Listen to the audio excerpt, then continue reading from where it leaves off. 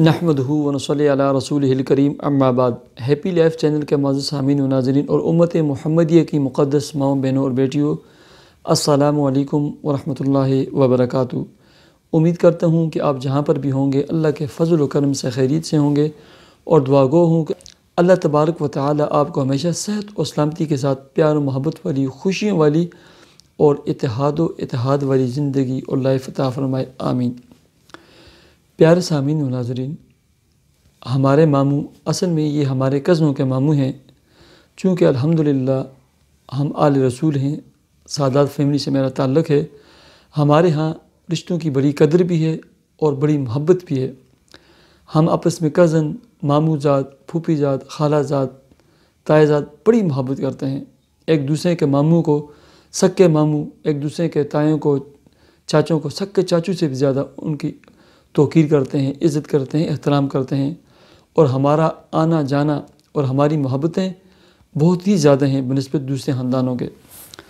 تو پیارے سامعین و ناظرین، چونکہ ہم ضلع ایبٹ آباد مانسہرہ سے ہمارا تعلق ہے اور ان علاقوں کے رہنے والے، اور ویسے بھی آپ کو پتہ ہوگا کہ ان علاقوں میں سردیوں میں بہت زیادہ برف پڑتی ہے، خاص کر مانسہرہ کے بالائی علاقوں میں بہت زیادہ برف ہوتی ہے۔ چونکہ ہم مانسہرہ سے آگے تقریباً 60 کلومیٹر آگے رہتے ہیں، شارع کاراکرم پر جو سیک پیک بنے ہیں آج کل، تو ان علاقوں میں بہت زیادہ برف پڑتی ہے۔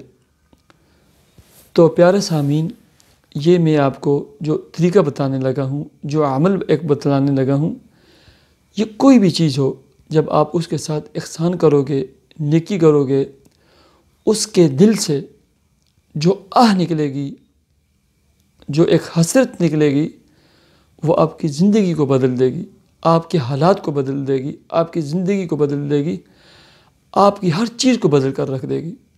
تو پیارے سامعین، ایسے ہی کچھ ہمارے کزنوں کے ماموں اور ہمارے ماموں کے ساتھ پیش آیا۔ ہمارے مویشیوں کے جو باڑے ہوتے تھے،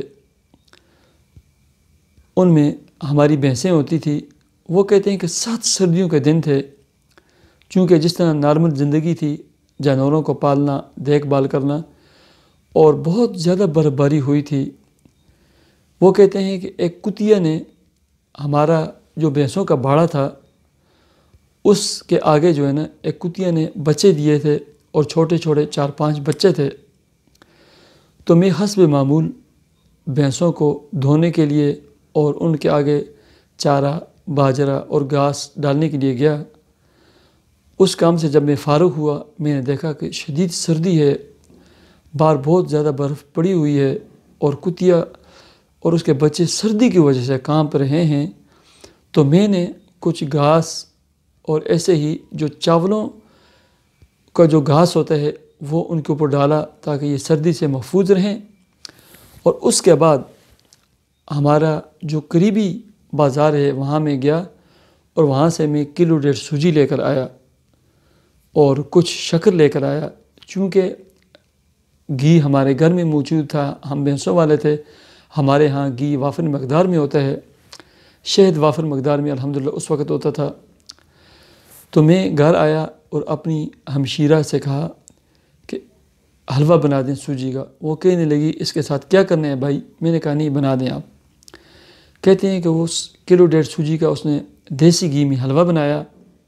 کچھ میں نے گھر کے لیے چھوڑ دیا، اور باقی میں ایک برتن میں اٹھا کر اپنے اس بھینسوں کے باڑے میں لے کر آیا، اور اس جو کتیا تھی اور اس کے جو بچے تھے ان کے سامنے رکھ دیا۔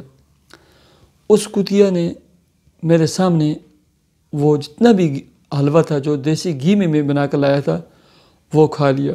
وہ کہتے ہیں کہ جب انہوں نے مجھے یہ واقعہ سنایا، کافی عرصہ قبل مجھے سنایا تھا، کہتے ہیں اس کے بعد اس کتیا نے آسمان کی طرف منہ کیا اور ایک چیخ ماری۔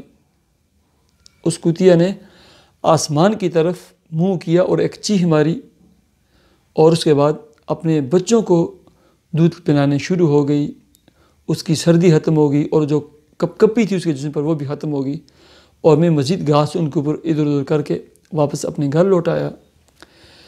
کہتے ہیں کہ آنن فانن میرا کراچی جانے کا ارادہ بن گیا۔ اللہ نے اسباب پیدا کر دیے کہ میں کراچی چلا گیا۔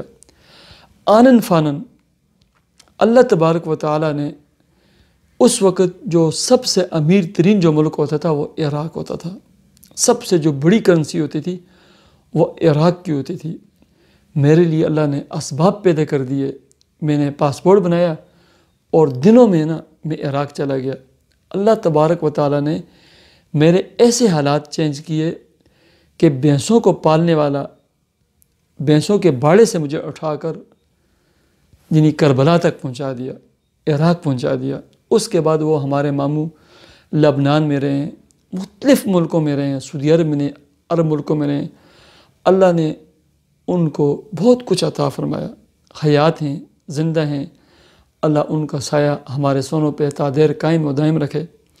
تو پیارے سامعین و ناظرین، آپ جس چیز کے ساتھ احسان کرو گے، نیکی کرو گے، اس کا پیٹ بھرو گے۔